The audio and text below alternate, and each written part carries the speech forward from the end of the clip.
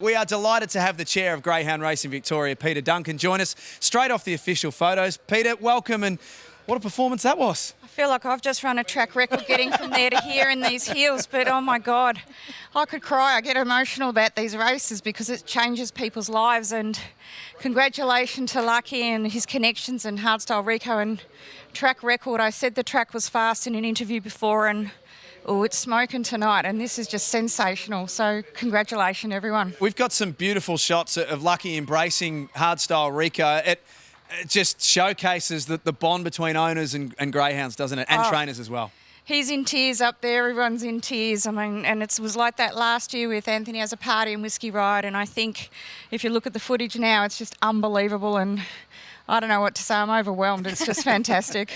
Don't worry, Peter. I was almost in tears too. I got the front seat here and I was watching him embrace Hard Style Rico. It was just amazing to see. But also the connections between friendships too in the sport of greyhound racing. We saw his great friend in Mario Briganti take out the Bold Trees as well with Manila Knight, who was another fantastic effort. Oh, amazing. It's just been unreal tonight. I mean, I think one person upstairs, I was talking to some of the trainers, and I think one of them said, "Oh, I'm going Hard Style Rico," and I'm like, "Oh, it's not your dog, but that's okay. I won't tell you who that was." It wasn't a cup dog, but yeah, and Manila Knight, I mean, it's just been awesome, and unfortunately we don't have crowds here tonight, but we will be back soon, I hope, and it's just been sensational. And as I said, the track's in mint condition. For those of you that are not in Victoria, it's hot tonight, as hot as this race just was. And I just want to say congratulations to Simon Told-Hallen and Tommy Shelby. Absolutely no shame there to run second and third in a Melbourne Cup. I mean, come on, that's something else. Peter, tell us from your point of view and your hard-working team, which includes Molly and the CEO, Alan Clayton, to get to here. In a COVID year, you've been able to race the entire way through uninterrupted. There's been some big changes, obviously, as well, but to get to Melbourne Cup night and to see a result like this, how are you feeling right now?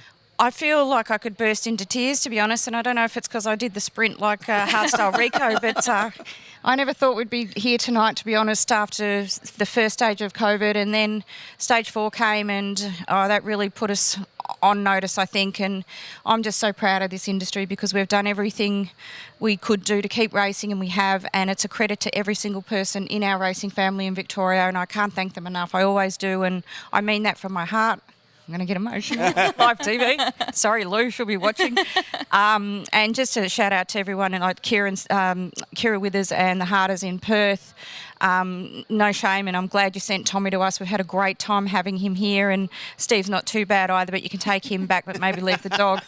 But to get to still have Melbourne Cup is really sensational and just shows you the enormous effort that I don't think anyone really understands that we've had to go through to keep us racing, keep our dogs on the track and keep our trainers in work. So well done, everybody. Now, Peter, hopefully I don't tip you off the edge with this question, but Matty Fields, we had a beautiful story on Matty Fields at the last episode of Thrill of the Chase and his new greyhound Apache. He's a great friend of yours because you love to immerse yourself with people like that. Yep. How proud are you to be involved in a sport where we get to tell stories like that one? Oh, I'm going to kill you later for this. It was a sensational story. And hello, Maddie, and to your mum. And I spoke to them on Sunday night because we've got some special news which we'll announce, I think, later in the year for Matthew. It was a fantastic story, and it just shows you that bond between Matthew's love of greyhound racing, and he's now got Apache, and you know the story of his family. And I just think he's such a beautiful soul, and I've known Matty a long time now. I met him at the Great Chase, actually at the Meadows, and we have stayed friends, and that's why I'm saying hello to you on national TV, Matty. You're an absolute star and a gem. And I couldn't have been prouder of him to do that interview. It was just beautiful, and it tells that side of the story that a lot of people don't see. They just see the racing side sometimes, but this is what this business is all about. It's about the communities that we live in, the people we interact with, and of course racing. So good on you, Matty. I'm glad you agreed to do the story, and thank you, Molly, for busting chops to get him to do it. Peter, thank you so much for being with us as well, and this is the culmination of a year's worth of hard work for you and all your team. So congratulations, well done.